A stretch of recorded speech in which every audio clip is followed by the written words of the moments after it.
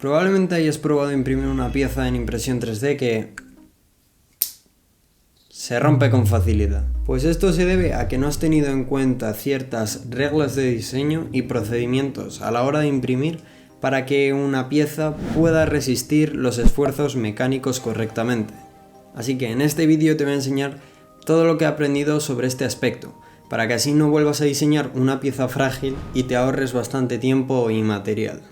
Así que vamos con el primer punto de todos, que es la orientación de las capas. Como sabréis, la impresión FDM consiste en depositar material capa por capa para que así consigamos crear un objeto. El principal problema que tiene este método de impresión es que la unión entre capas es bastante frágil, crea puntos de fragilidad, haciendo que ahí tengamos puntos críticos a la hora de imprimir piezas. Si conseguimos que las capas sean mucho más extensas, es decir, que lo que sería la boquilla tenga que hacer más recorrido por hacer una capa, entonces vamos a conseguir una pieza mucho más resistente.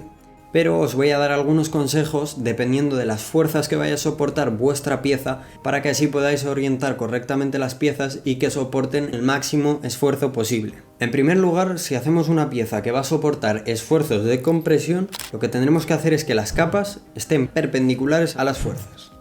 De forma que lo único que estaremos haciendo sería intentar juntar las capas entre sí, es decir, que no las vamos a romper. Si vamos a aplicar un esfuerzo de tracción, en este caso sí que es conveniente que las capas estén paralelas a lo que serían las fuerzas. Tomando como ejemplo nuevamente el tubito que os he enseñado, al haber sido impreso en vertical, lo que ocurre es que la capa, como os había comentado, es muy fina. De forma que si yo tracciono, lo que voy a estar haciendo es intentar separar las capas que tiene. Ahora sí, si vamos a aplicar flexión, lo que tendremos que hacer es que las capas sean perpendiculares a la fuerza aplicada. Es decir, que si la pieza es impresa en horizontal y la flexión se aplica desde arriba o desde abajo en este caso, va a ser mucho más difícil. Por lo mismo que os he comentado, las capas van a ser mucho más largas y vamos a tener que romper mucha más superficie de material. Una vez explicado esto, vamos al segundo punto, que son las paredes interiores.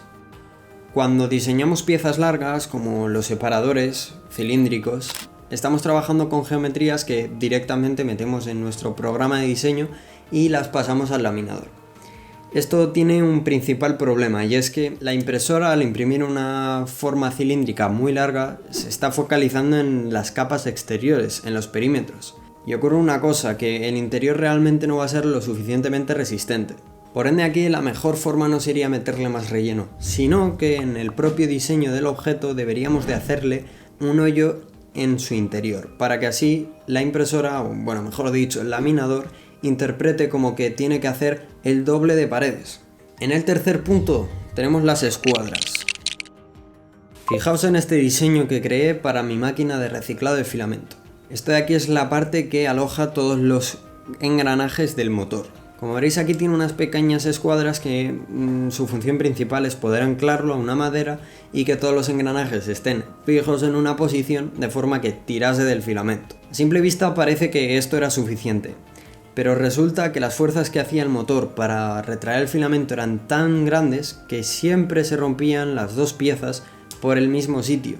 Así que remodelando esto, lo que hice es que en vez de hacer una escuadra de 90 grados, le hice un biselado.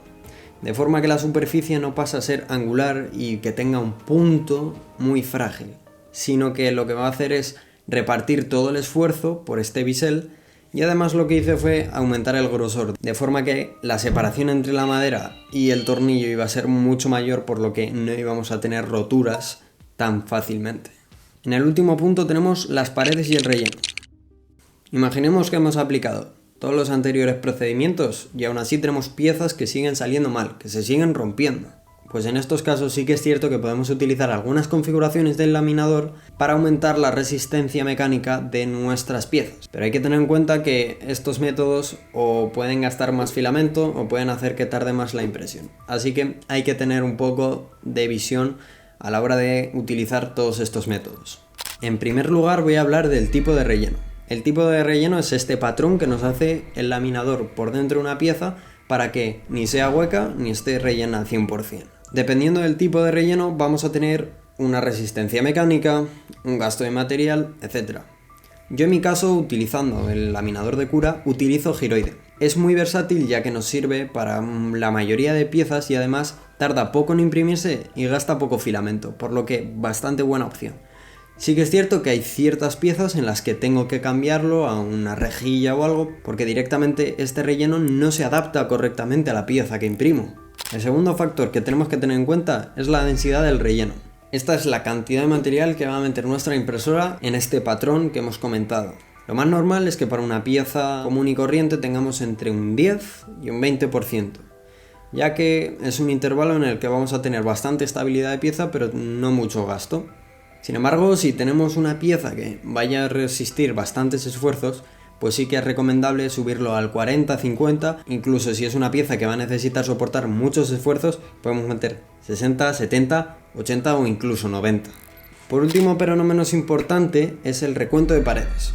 Aquí vamos a controlar la cantidad de paredes, tanto interiores como exteriores, que va a generar nuestra impresora en cada modelo. Lo más normal y lo que yo utilizo son 2 perímetros en total, contando interior y exterior.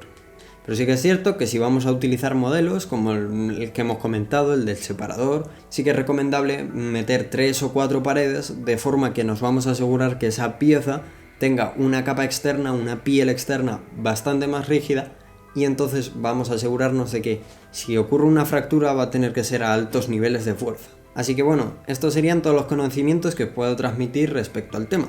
Si os ha gustado, agradecería bastante que os suscribáis y le deis like, así me haréis saber que os gusta y podré hacer más contenido. Y bueno, si me dejáis un comentario ya, de locos. Así que muchas gracias por ver el vídeo.